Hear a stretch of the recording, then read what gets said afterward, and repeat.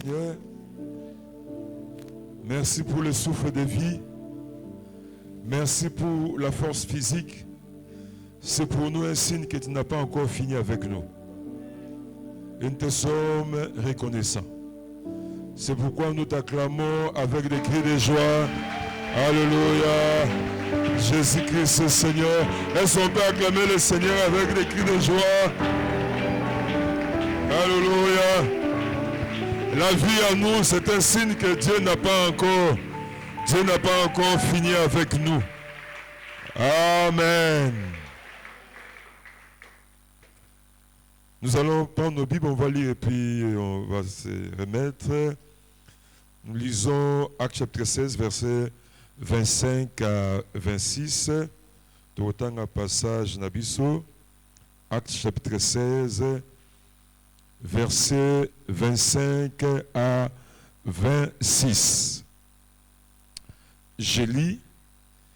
Vers le milieu de la nuit, Paul et Silas priaient et chantaient les louanges de Dieu. Et les prisonniers les attendaient. Tout à coup, il se fit un grand tremblement de terre, en sorte que le fondement de la prison fit ébranler. Au même instant, toutes les portes s'ouvrirent et les liens de tous les prisonniers furent rompus. Amen. Que Dieu soit béni, nous reprenons nos places. Alléluia. Nous disons merci au Seigneur, tout petit merci. Lui qui a permis que nous nous retrouvions encore. Se déplacer, vraiment, ça devient un miracle. Hein? Dieu assiste encore notre frère Gédéon qui a intercédé pour que nous arrivions au combat. Je suis sorti de la maison à 16h juste, hein, et j'ai fait au moins 2h30. Que Dieu soit béni. Nous disons aussi merci au révérend Carlos et à toute l'équipe, et à vous aussi. Que Dieu nous bénisse. Amen. De la prison à la liberté. De la prison à la liberté. C'est un bon thème. Hein? Et puis, c'est la seule direction que nous acceptons. Direction toujours acceptée Yangwana. De la prison à la liberté. Et la direction que nous acceptons pas, c'est quoi? De la liberté à la prison. Voilà, Tobo Yangoloba bien, amen. Ah, Tobo Yangoloba bien, amen. Et ça, quand la direction, nous toujours accepté le lot, dans 5 ans, peut directionner vendre dans la moutée, c'est que nous acceptons de la prison à la liberté. Loba bien, amen. Oui, parce que être à la prison, c'est... Oui, parce que la prison, c'est vivre sous la domination de ceux qui t'ont emprisonné. Hein? Ça, c'est... Oui, parce que la prison, ce n'est pas une bonne chose. C'est vraiment mener une vie, vivre sous la domination des hommes ou des femmes qui t'ont emprisonné. Et puis, non seulement ça, on impose un style de vie. Et si le vieux va imposer, et vous savez que les choses qui devaient se réaliser dans votre vie, ces choses-là doivent attendre votre liberté pour ça. Amen. Oui, c'est ça. Et ça va bloquer mon sous. Et ça, c'est la liberté ne peut se réaliser. Et ça va promesse mon sous. Et ça, c'est la liberté pour ma bonne simbango. Et ça va porte mon sous. Et ça, c'est la liberté pour fumouama. Vous savez, une fois nous sommes allés à l'évangélisation dans la prison Makala. On a trouvé des gens emprisonnés là-bas. Aux hommes la moto pensa CV n'a bien. Et aux hommes la moto pensa il peut être utile à la société. Na CV a bien. Mais CV tant qu'il est emprisonné, moi est béni yezate. Donc vous allez lui dire, en tout cas, au Samaïel, j'ai une entreprise. Mais le jour que Kobima n'a pas engagé, le jour que Kobima Lukanga. Amen. Donc au moins que accomplissement à ce qu'on veut faire dans ta vie, et ça c'est la liberté dans le salam. C'est pourquoi c'est maintenant à Bunda pour la liberté. Ah le bien amen bien terre. Ah le bien amen bien terre. Je dis c'est maintenant Bunda pour la liberté, le bas bien amen. Oui mais célibataire au basalia ouais. Attends les hommes ou les femmes célibataires, ok, évangélisation de la prison, et on trouvait une sœur moko emprisonné qui répond à tes critères. Oui, que pour que le mariage soit possible, il faut bien la prison. Donc, na sepel na yo, mais soko bimi. Ah, loba na robima. Ah, loba na robima. Ah, loba na robima. Oui, parce que ça, il faut ça dans ma vie, et ça, c'est la liberté na yo. Vous savez, j'aimerais bien être pratique. Vous savez, j'ai aidé une sœur, j'habitais sur la Bétangoa. Cette sœur-là était monitrice à l'écodine. Et chaque fois qu'on priait, elle priait, elle pleurait, elle priait, elle pleurait. Mais elle avait un problème. Et non seulement ça, ma frère et l'église, parce que c'est on a ce repousse à nos lignes, à Boyagane toujours. Et c'était comme ça. La sœur refusait toujours. Ceux qui frères, l'âge avançait, mais ceux qui frères, alignés, oh mon frère, en tout cas j'ai prié, je ne suis pas convaincu. J'ai prié. Alors, mais un jour elle est venue au bureau, à petit courage. Église, celui qui veut la liberté, il faut avoir courage. Alors le bien amen, bien t'es. Et ce le bien amen, non, bien que. Celui qui veut la liberté, il faut avoir courage. À petit courage, elle est venue au bureau, à côté d'un bureau. Moi je pensais qu'elle était sorcière. Parce que, alors on peut l'aider. Hein? On a le bazar, on a mis balé au bateau andimarate, parce qu'on a un bon kindoki. Hein? Moutounio se bat, un bon côté. Attends, doki parle, un doki. Alors elle était là, et Azolinga lo bananga, et puis elle vérifiait que Moutasate, et que Mouta protocole à Rokotate. Moi je pensais qu'elle était sorcière. Parce que la citation, tiens, Singa. Papa, j'ai un problème. Elle avait presque 25 ans. Alors j'ai compris. C'est pourquoi elle est prisonnière. Prisonnière, il y a infirmité, il y a faiblesse. Parce qu'on a découvert que quand on a nuit de noces, on a découvert que c'est to supporta kama suba ya baba bébé mais à mikolote. Ah, j'ai compris son problème. Le problème c'était quoi? Asubaka. Alors elle voulait pas que Baïeba. Et je crois qu'elle souffrait. Elle était là, elle a étudié dans moi ambassadeur donc elle a une bonne famille. Oui, mais ça bloco bitumba molimo qui pas bonne famille. Et qui parle pas français. Hein? Les démons ne tremblent pas devant les licenciés. Les démons ne tremblent pas devant les titres académiques. Mais les démons tremblent devant le nom de Jésus-Christ. Ah, est-ce que vous la combat Yesu Maboko? Est-ce que vous la combat Yesu Maboko? Les démons ne tremblent pas devant une bonne éducation. C'est rien. Ils peuvent t'humilier avec ta bonne éducation. Donc la sœur, là, chaque matin qu'elle sortait, et puis parce qu'elle travaillait même. Elle travaillait. Elle a fini les études. Elle a une bonne éducation, mais elle avait quelque chose emprisonné quelque part où elle ne voulait pas que batoye. Donc, soit ça dans la moussala, il collait indi. Parce que Moussa, ce que je suis mal, il peut qu'avouer. Et c'était une humiliation. Donc les gens étaient sauf ça. Alors, je lui ai dit, et ben comment? À partir de 14 ans, elle est toujours comme ça. Alors on a prié le Seigneur parce que Dieu ne nous délivre pas de l'ignorance. Vous connaîtrez la vérité et la vérité vous affranchira. Alors, à l'âge de 13 ans, elle étudiait quelque part vers Gombekuna. À l'âge de 13 ans, elle a une jeune fille.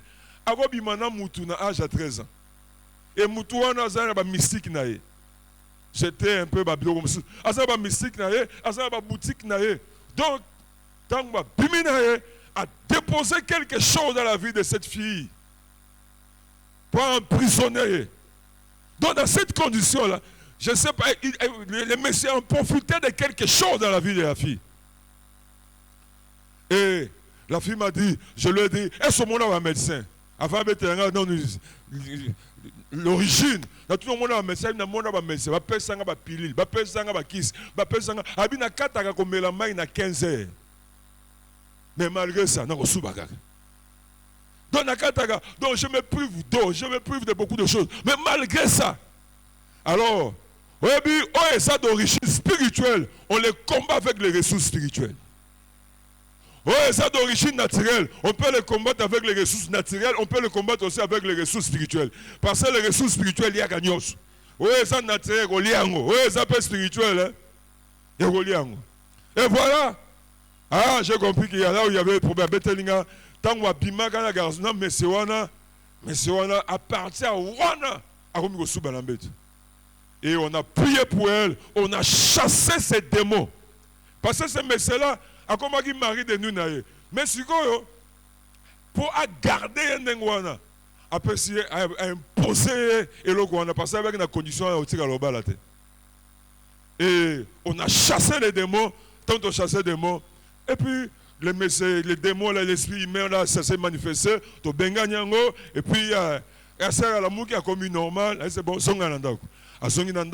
et ce jour-là, quoi qu'elle ait fait, à 15 heures, et puis, elle a dit, alors, je a subité. Aïe, on a bureau pasteur, on a subité. Oui. Nabi, Sikoyo, mais là, il y a 23 heures. Parce que nous sommes pas qui a la Soka bikisi, a bikisi. Soka kangoli, a kangoli. Et on a accepté la tête par le bureau, nous sommes en train de oh, ça qui baba, le papa. Non, soka bikisi, a bikisi, soka bikisi. Tika biso ba fanti, soka bikisi. Soka bongisi. Ou a bikisi, ou. Amen. Ba ke la nzambe mawate, ko ke nzambe mawate. Il sait se défendre de lui-même. Et voilà, c'est ça là, Zongi. Nabi Melamai, comment la maille mawate? Melamai, tant qu'on est 23 ans, Melamai, à la mouki, et l'autre côté, passez, continuez finalement. Et tomber maman ou frère Mogaye. Et ça, ma frère, on attend bien. Amen. Ma frère Moussouba a la tamabe. Azak ne cesse moyen na mauvais temps, c'est un problème. Mais oh on a été moussé à une liberté et babalana, balata alobane je te mets cet anneau. Bah comment ensemble un jour je roulais là na moni sewa na mutu gabi. Zamba kangola ka, zamba kon na zomo na mutu boko zamba ko kangola na semaine. Soka za agi lobby te go za lelo. Soka pesa lelo te go za lobby. Soka pesa lobby te tito comme vendredi et l'homme mort salama c'est quelqu'un quoi que l'homme mort salama. Ah lobby amen bien te. Nanga so yo salama que le zo croit que c'est possible. Est-ce zo croit que c'est possible? Oui. C'est pourquoi je disais et ça Babylone c'est la liberté de Pekokisama. Je ne sais pas si on comprend le terme. Et ça va miracle, monsieur, c'est comme libre pour qu'on c'est tant qu'elle était dans cette condition. Alors que le mariage, pour l'ensemble, c'est qui pour nous aussi. Mais elle ne voulait pas bailler Bakasubak. Mais c'est possible. Dans ces semaine, il y a ça à la fin.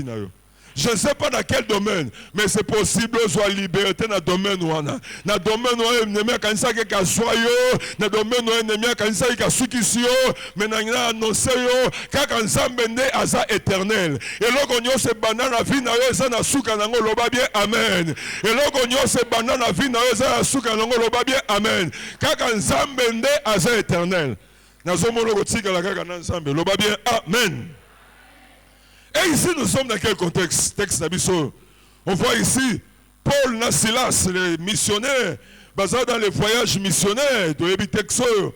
Et puis, se retrouver dans la ville en Macédoine. Pas par leur propre conviction. Se retrouver dans Macédoine par une direction divine. Parce que tu attends un texte que Paul a sali un songe, un Macédonien, vient en Macédoine. Et discerner, comprendre que Dieu les dirige. Dans Macédoine. Et là, habitant va continuer en Macédoine, va écouter une bonne rencontre. La femme là, Lydie. Zambata ba Lydie na Nzalana yo. Et surtout papa référent. Na ba ministère so ba tselbi so ba Lydie ça va bien. Amen. Lydie wana abonde la Paul na Silas ba na golia na ndako no fele. O so ça la mission au comprendre fallait le wana. Asu bango en charge. Oh, Quand je regarde, même Paul na Silas, qui m'a convaincu, voilà, Dieu est avec nous. Voilà, nous avons confirmé que nous sommes en Macédoine, il faut marcher par sa direction. Il y a moins de Bissol, il dit. Il n'y a pas seulement la bonne raconte, il y a aussi des mauvaises racontes. Amen. Et la mauvaise raconte, c'est quoi? C'est qui ici? C'est la femme avec l'esprit de Python, avec ses maîtres. Même dans la volonté de Dieu, il y aura toujours cette femme avec l'esprit de Python, avec ses maîtres. Nous avons éloigné la femme. On va créer des problèmes. Sous son ministère, on a 10 ans, souffrir. Amen. Il faut chasser comme Jésus. La femme avec l'esprit de Python, avec ses maîtres. On va créer des problèmes. Babi, moi je suis en Paul na Silas. Azol bato yo, basala nzambe, bazote un message il y a vérité, tout ça. OK, moi ça na solo ba makamba solo mais par l'esprit du diable. Parce que baté belé na moi lolo, bisinga makambo nanga, makambo ebisio moko yebi, bon mystère ça. Na kuta na prophète wana, bisinga makambo nanga, makambo ni ebisio yo yebite. Dans 3 jours, on a $1 million. Et dans 3 jours, on a reçu $1 million dans la commission. Si on a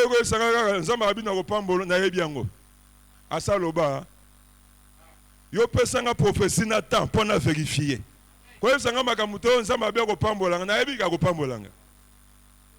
Alors, bien, amen. Parce que lolo au moins la batebelo na kutena aibisinga makamba ebisi yo pe yebiango Satan yebi ba demo ba yebi mystère Satan. Et l'apôtre Paul c'est quoi?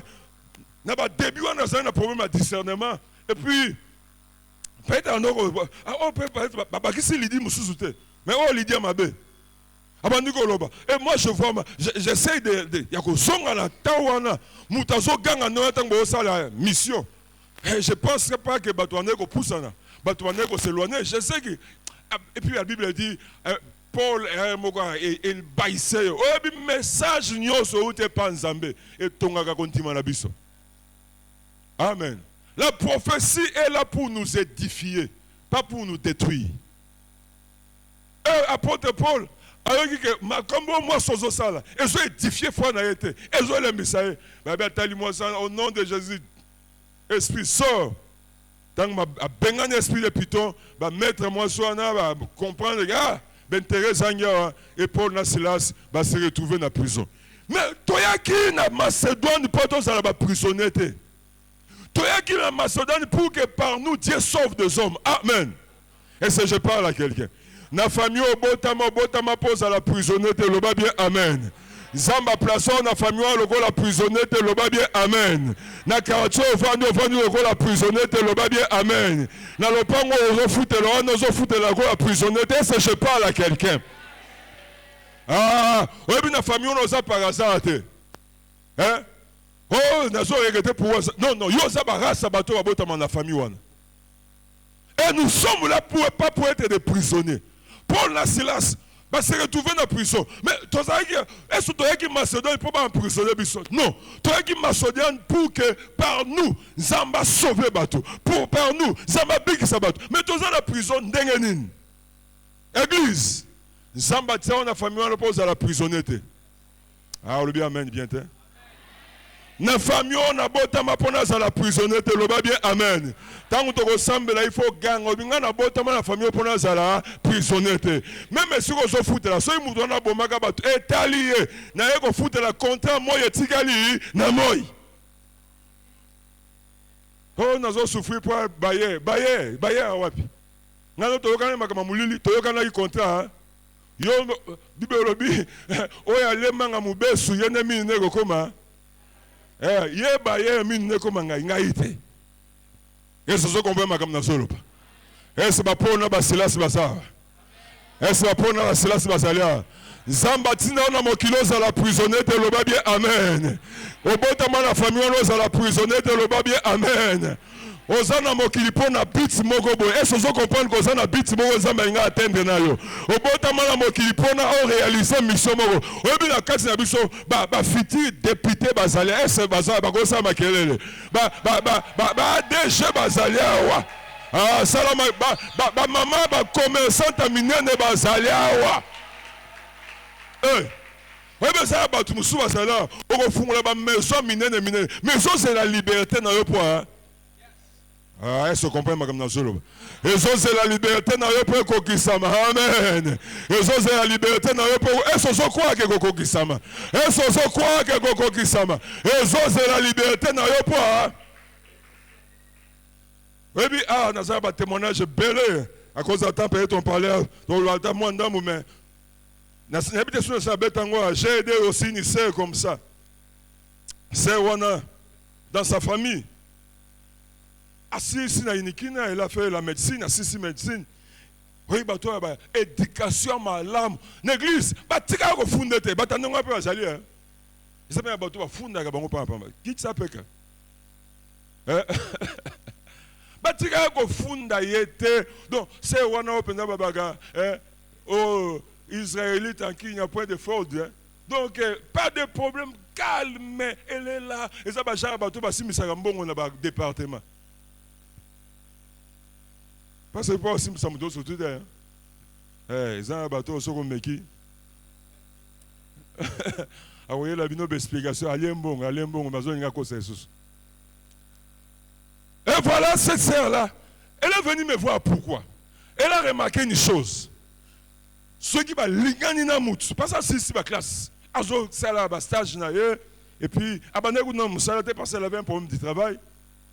Mais ça la sage. Mais ce qu'elle a remarqué c'est quoi? Ceux qui vont ligner na frère Moko. Oh, bah comme un message na 7h, na 7h30, na 8h, na 8h30. Même na Vodacom coup de Libango. T'as là un message pas ma femme. Donc vraiment si je ne te vois pas, si Français, nous aussi, juste ne voient pas. Vous m'attirez, les sangs qui coulent dans mes veines. Donc, moutou la moutou, azo ça là. Et puis, qu'est-ce que là remarqué? Soyez qu'à jouer. Il faut ça nous comprendre. À Mémi et pas mes parents, à présenter, voilà, c'est ici, tout le temps, tout ebani, à Nia Zouanga Balanga. Et puis, soyez qu'à salam la présentation. Pas présentation du genre, il y a près d'autres. Non, non. Juste la présentation qu'a représentée par mes parents. Et juste après ça, et là, on m'a dit ça là. Mouton a bien après 30 minutes. A bien il a tongo, a eu bien la soir. Et puis après, a bien lundi, a eu bien mercredi. Et puis, a bien lundi, a eu bien lundi moussousouana. Et puis, un mois, a bien une fois. Et puis, c'est fini. Bon, boyanité, bon, soignité. Mais Mouton a ce qu'on a vu ça batou. C'est une bonne sœur. Mais je ne comprends pas. Je ne sens plus rien.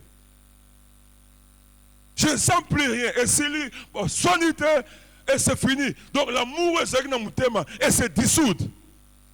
Alors, et Salami a Moutaliboso, et Salami a Mibale, et Salami a Misat. Et la sœur est venue me voir.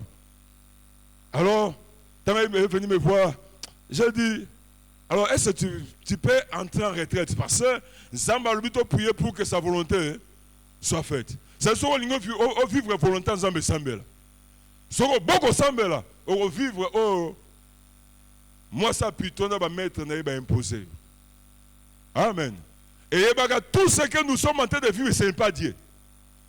Non, c'est ça Zamba. Ceux qui n'ont pas ça ensemble, Jésus-Christ n'allait pas dire prier pour que la volonté de Dieu soit faite. Donc quand Jésus nous demande de prier pour que la volonté de Dieu soit faite, Jésus reconnaît que tout ce qui se passe sur la terre, ce n'est pas la volonté de Dieu. Alors, bien, amen. Il y a un bon terme la volonté. Donc, c'est la volonté du diable et humilier, et ronger, et enterrer. Mais cette semaine, est ça possible pour la volonté? Ah, cette semaine, est ça possible? Est ça possible? Au pour la volonté à Satan. Et voilà cette scène. À salir retraite, c'est pourquoi 3 jours. C'est pourquoi nous avons semaine à boire. Convaincu par Dieu, ça l'attache. Hein? Ça, ne fais pas des choses pour plaire au révérend, mais décide-toi. Parce que ça, c'est la liberté, ne peut pas être. Et cette sœur a sali retraite à 3 jours. Et quand je priais pour elle, son père s'est manifesté. Yo nani, na mobile naye. Alors j'ai commandé à son père. Oui, c'est attends yozolo banwana mais biso tozan alliance ya Yesu Masi. Alors prends tes bagages. To kati ba alliance o balaka etali biso te. Donc on a savoir yambi Jésus-Christ comme Seigneur sauveur. Tu dis que puis Yesu appelle ça eleki yo sala. Alors te commander yo zo biloko na yo alliance ki ndoki ale au nom de Jésus bima. Et c'est wana kwei pa ala muki azongi. Azongi nandaku ena butwa loti papa nazo bois kabilo kone libanda. Omoni makambo salinga ngano libale sili ngano libale sili ngano libale sili et puis pas ala muki. Ayo obete na bi ça va. Et puis que juste après des choses de salam babali azupe musala. Parce que le mari de donc c'est que son père faisait, son père l'aimait beaucoup. Ça y est, toi-même assis, yosa enenanga, atobalité, il y a tout ici, j'ai l'argent. Il y a son garçon qui a bon soto, nzoka pe na molimo. Donc on a pensé à passer anesthésie pour andi ma situation là. Mais c'est révolutionner et ça va salir quelque chose. Alors, l'homme a bien amen. Dieu peut changer ta vie. C'est quelqu'un qui croit que Dieu peut changer ta vie. Donc, c'est pourquoi chaque fois que la sœur a mené un homme, et pas papa n'a son monde encore, on a la moisi naïe. Donc, papa sont considérés la bonne fils comme banda. Si on a la moisi naïe, on dit malibala wana. Et c'est pourquoi, donc, ce gars va présenter papa à identifier les attaques. Et il y a une attaque qui a dissoudre Bolingo. Et la sœur était là avec des déceptions. Mais pour que les choses s'accomplissent, il fallait soit liberté. On soit liberté dans Komona Yesu. Aujourd'hui, on soit liberté dans Komona Yesu.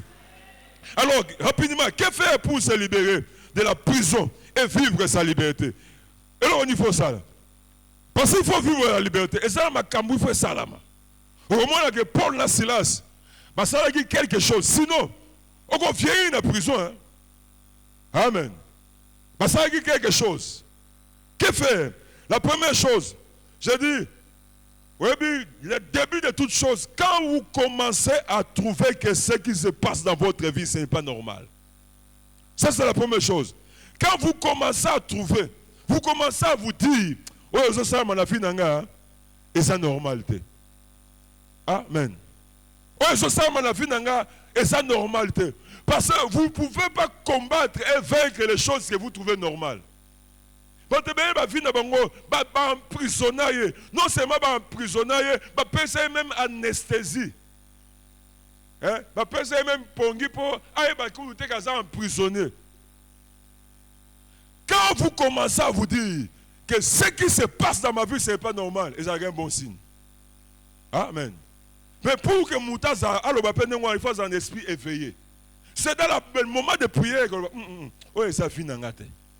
Mais ça va donc, oui, parce que va emprisonner et puis va envoûter de manière à ce qu'on trouve que vivre c'est ce qui est normal. Parce que tu ne peux pas combattre les choses que tu trouves normales. Aux autres trouver normal, au bout d'un année. Biso salaka aboye. Na quartier na biso salaka aboye. Mutauti wenze, asomi mafuta te pasa bika osenga.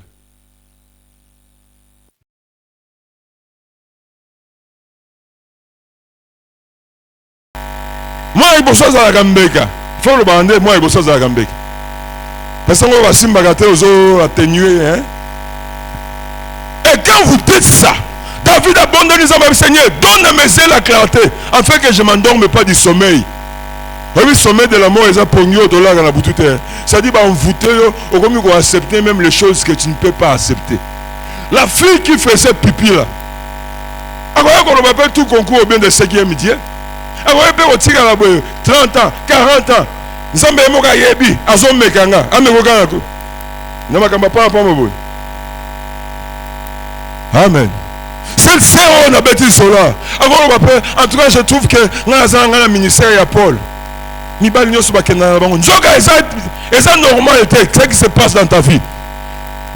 Parce que Mouton va faire accepter les choses qu'il ne doit pas accepter.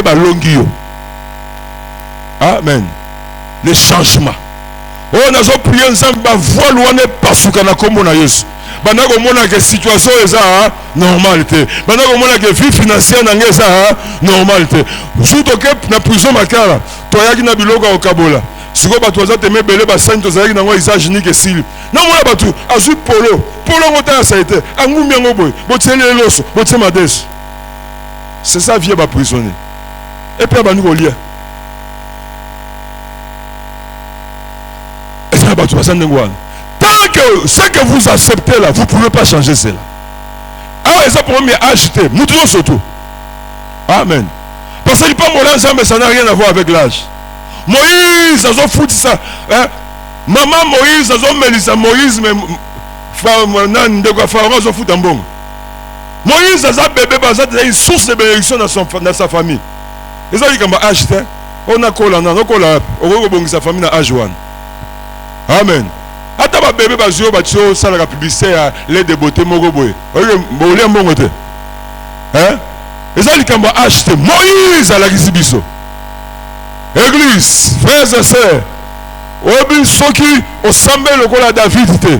Obandi ko accepter tout ce que tu peux. L'ennemi cherche à t'imposer.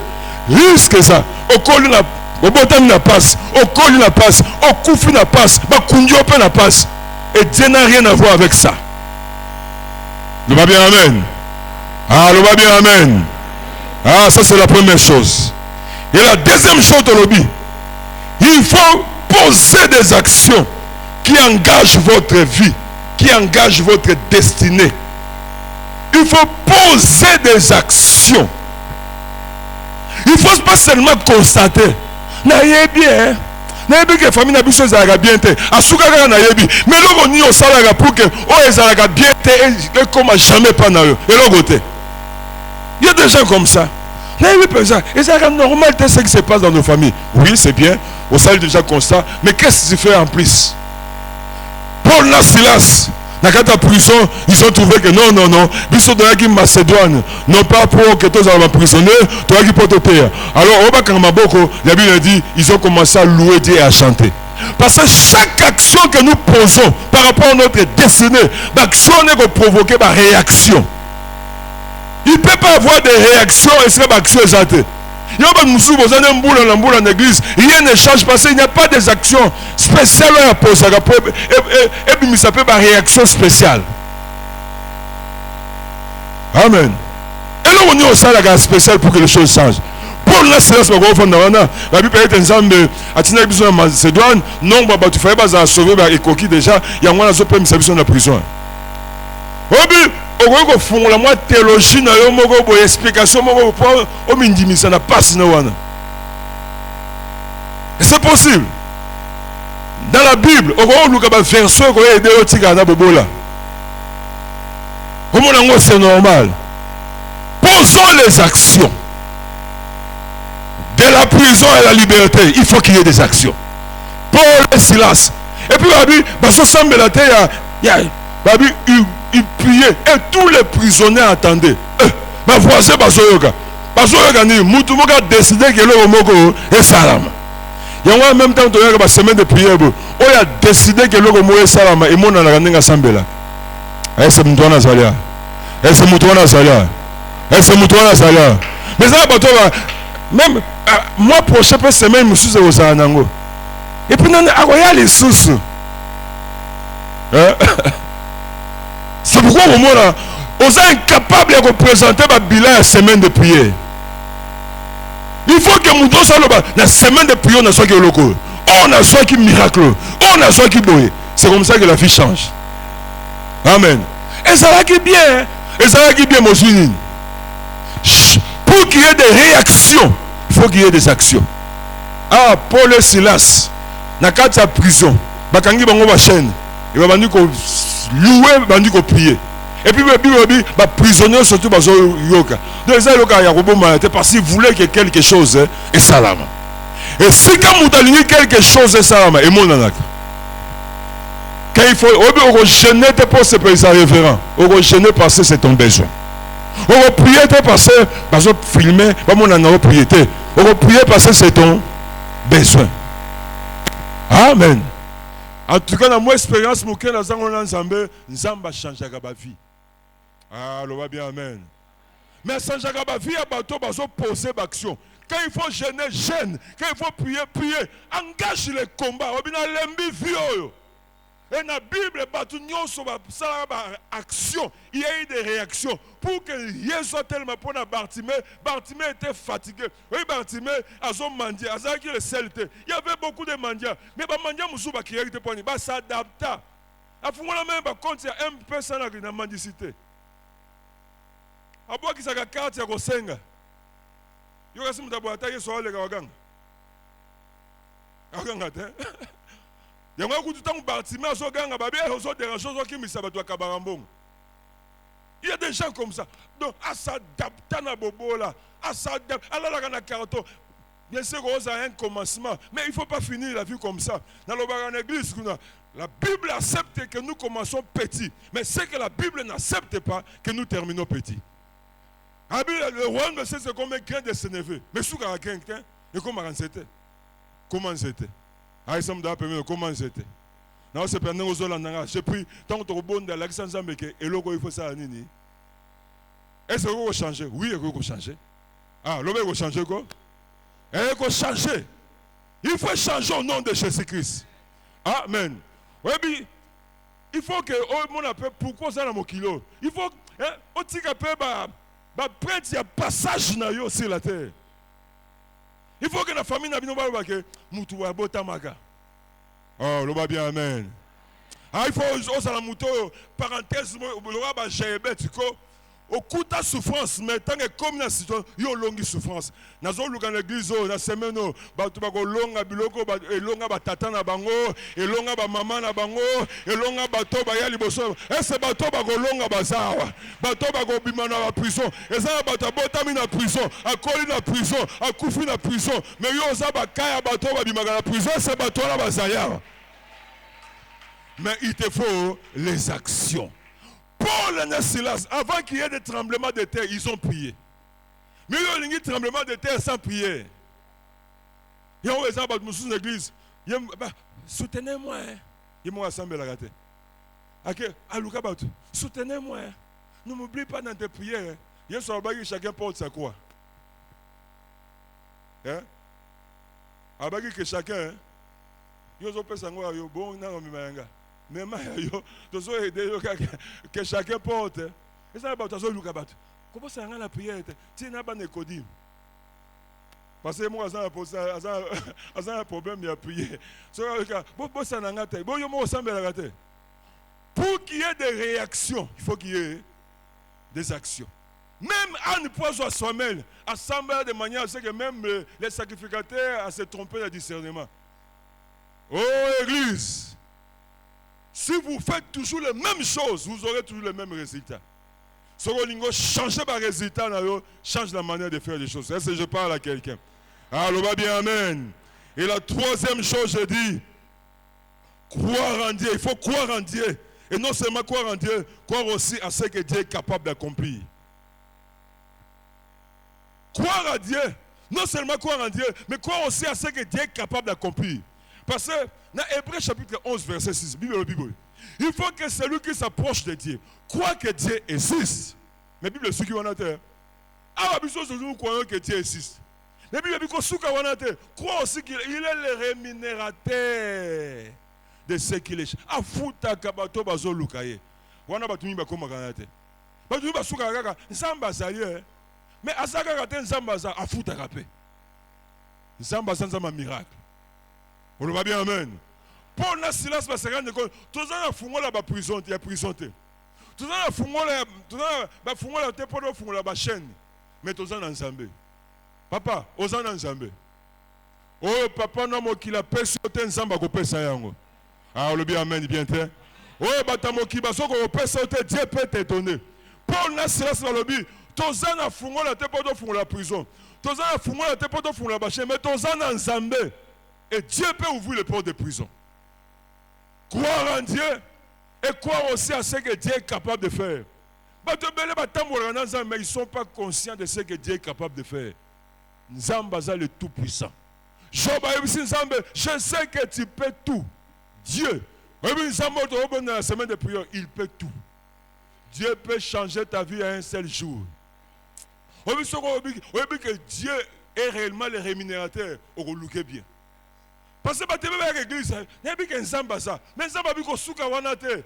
Bakisa que na futa kape ba o bazo lukanga. Si on comprend que zamba futa ka ba o lukanga, on va bien. Il y a un monde en train de ressembler là. On a comprendre que on est ba Bartimée. À comprendre qui au ce que comme pas Yesu sigazali. Miso ko funga.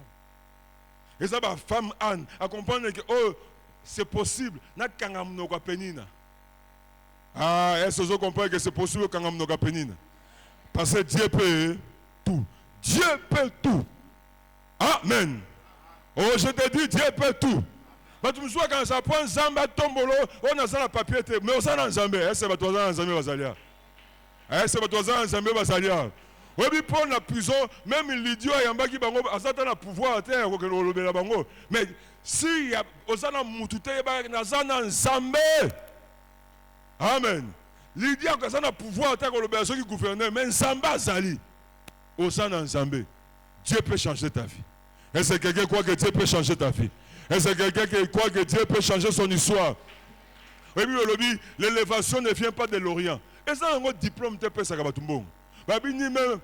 L'Orient, c'est la magie. Et ça, qui s'imagine l'Iboma. L'élévation ne vient pas aussi de l'Occident. L'Occident, c'est l'intelligence. Et ça, on a un diplôme. Même pas dans le désert aussi. Parce que tu as quand ça a souffert le loi au Bongalobi. Qui te dit ça? Oh, tu as tout le monde passé le loi. Le peut go za biso na ngwa biso ngwa. Yo mona te muta bota mina passe, akoli na passe pas kufi na passe. Hein? Oh, ils ont vivre le lot et ça fouille à passer na yo. Ya ngwa go za jaloute. Hein? Soko la banzala lelo eza fouille à passer na yo. Soko lingi lobo la nzala te changer quelque chose lelo. Ya go za la jou, obi mutu na maboko loza na moisson na yo.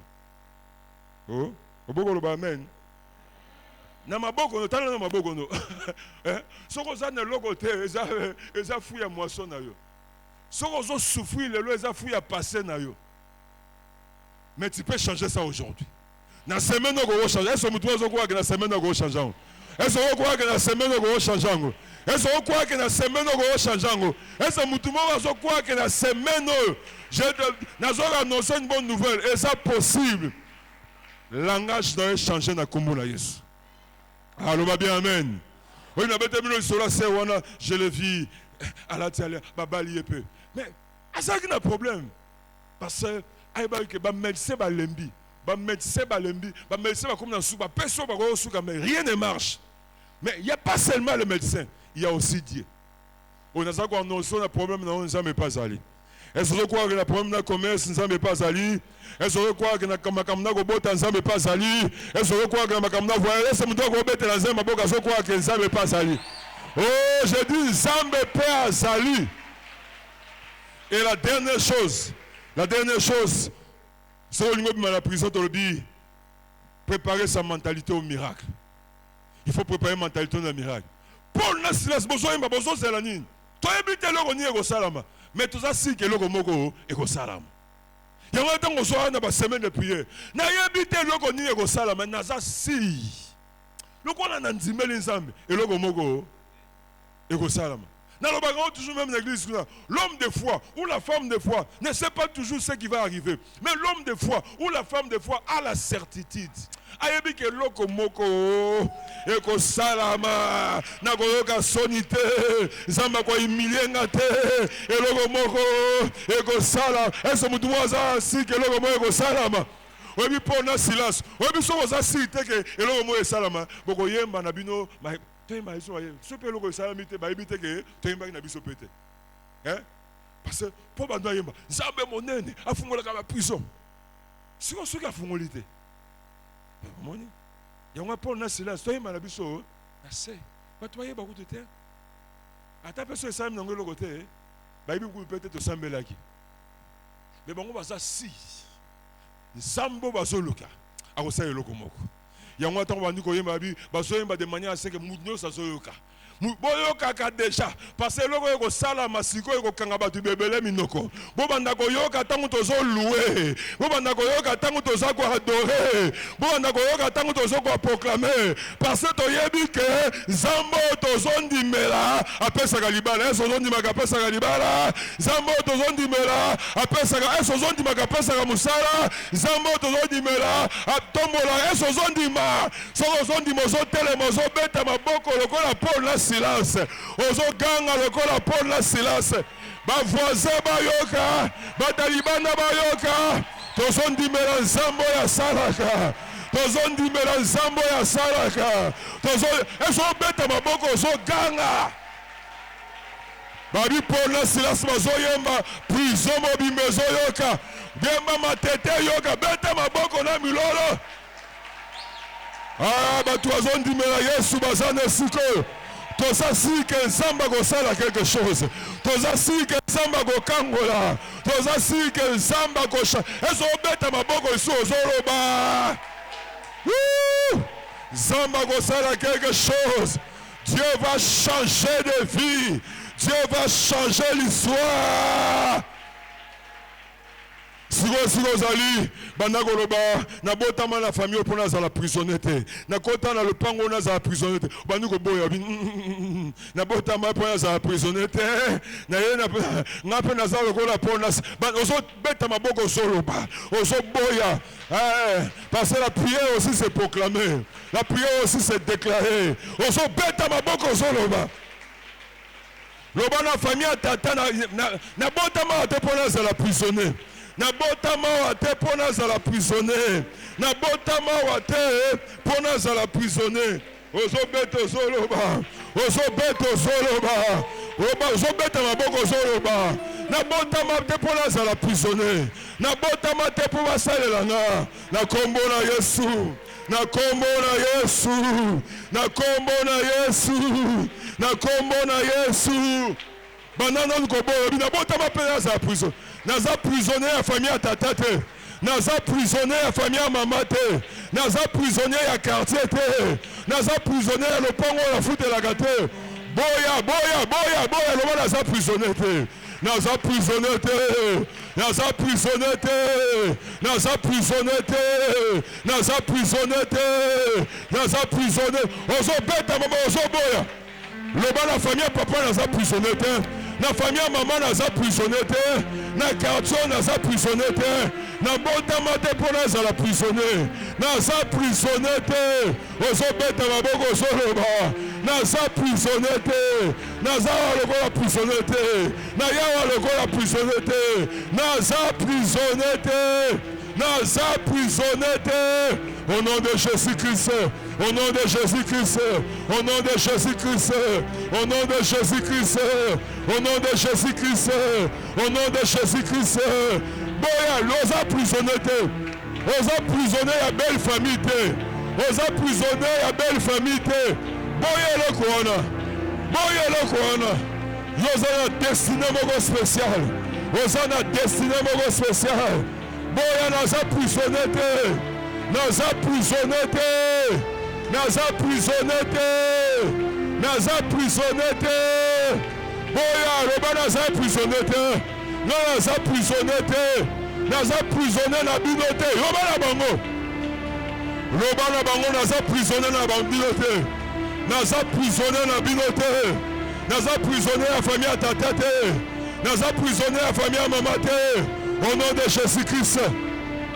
Sikoyo tolobaki boye nalingi ozala na kanda ntango tozobondela tolobaki eza na biloko mosusu ozolinga ekokisama na vi na yo mais ezozela ozwa liberté eza na biloko mosusu fale esalama ezozela ozwa liberté sikoyo na bokonzi oyo Yesu Masiya apesa yo oyo nazobuka bachaîne nazobuka baprison oyo nyonso ozopekisa bapromese na ngai ekokisama oyo ozopekisanga na simba mbongo efani na simba oyo ozopekisanga na bana libala efani na bana au nom de Jésus ozobeta maboko ozobuka baprison buka ba prison ozo buka ba prison ozo buka ba prison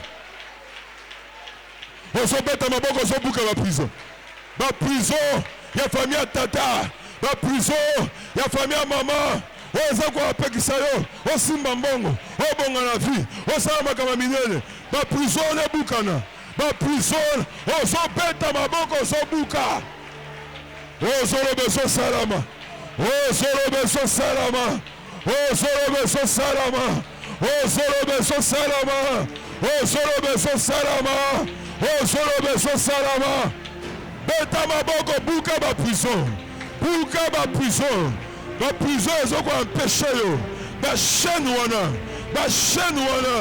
ebukana bashene wana ebukana bashene wana ebukana au nom de Jésus-Christ au nom de Jésus-Christ au nom de Jésus-Christ au nom de Jésus-Christ au nom de Jésus-Christ au nom de Jésus-Christ tozobeta maboko tozobuka tozobeta maboko tozobuka tozobuka bashene tozobuka baprison tozobuka au nom de Jésus-Christ au nom de Jésus-Christ au nom de Jésus-Christ au nom de Jésus-Christ tozobeta maboko tozobuka tozobeta maboko tozobuka baprison wana ezopekisa maboko na yo esimba mbongo ezopekisa yo obika na maladi wana ezopekisa makambo na yo emarche tozobuka au nom de Jésus-Christ au nom de Jésus-Christ au nom de Jésus-Christ au nom de Jésus-Christ au nom de Jésus-Christ au nom de Jésus-Christ au nom de Jésus-Christ ozoloba ezosalama ozoloba ezosalama ozoloba ezosalama ozoloba ezosalama ozoloba ezosalama buka bashene wana buka baprison buka bashene bima na prison bimisa esprit na yo bimisa âme na yo bimisa libala na yo bimisa destinée na yo tu as été racheté pour la liberté tu as été racheté pour la liberté proclame ta liberté au nom de Jésus au nom de Jésus au nom de Jésus au nom de Jésus au nom de Jésus au nom de Jésus au nom de Jésus au nom de Jésus au nom de Jésus au nom de Jésus au nom de Jésus au nom de Jésus au nom de Jésus au nom de Jésus quand nous posons des actions Dieu réagit quand nous posons des actions Dieu réagit oh Jésus est Seigneur Jésus-Christ est Seigneur Jésus-Christ est Seigneur Jésus-Christ est Seigneur Jésus-Christ est Seigneur siko tomo maboko siko zali tomo maboko siko zali nzambe azobeta nga ke bandako ba nzambe pour la situation de je crois au miracle. Pour la situation mobile, je crois au miracle. Pour la situation santé, alors Banagoloba, je crois au miracle. Je crois. Il y a des problèmes dans l'autre, mais je t'annonce que le miracle est possible. Le miracle est possible. Pour la Likama visa, je crois au miracle. Alléluia. Alléluia. Oh, et on va salama. Ce qu'on dit miracle, miracle, oh Seigneur, je crois au miracle. Je crois au miracle. Je crois au miracle. Nous avons ma crise moi. Ma biome moi. Ma coopéré. Problème il y a prostate, on les a résolus. Le ensemble, je crois au miracle. Je crois au miracle. Ma chaîne est au boucana. Par la puissance de Dieu. Ma chaîne est au boucana. Par la puissance de Dieu. Ma porte à puissance de fou-maman. Tu vas remonter mon nom ensemble. Je crois au miracle. Seigneur, je crois au miracle. Seigneur, je crois au miracle. Alléluia. Ceux qui prient en langue, prient en langue. Ceux qui se chanter, mets-toi à chanter. Il priait, il chantait. Il priait, il chantait. Ce qu'on lui dit, je crois au miracle. Je crois au miracle. Je crois au miracle. Seigneur, je crois au miracle. Seigneur, je crois au miracle. Zamba zamba bikamwa. Zamba zamba bikamwa. Alléluia. Oh Seigneur. Alléluia. Alléluia. Zamba bikamwa. Zikale wana yefumwa. Zamba bikamwa. Imo. Dieu va bénir quelqu'un. Alléluia. Zambabika. Zikalo anaye fungwama. Zambabika imodisa. Alléluia, alléluia, alléluia. Zambabika. Zikalo anaye fungwama. Zambabika imodisa. Chantons, chantons, chantons. Zambabika moi. Yes! Je te sens, tu es là. Oh, Dieu va toucher quelques personnes. Zambabika.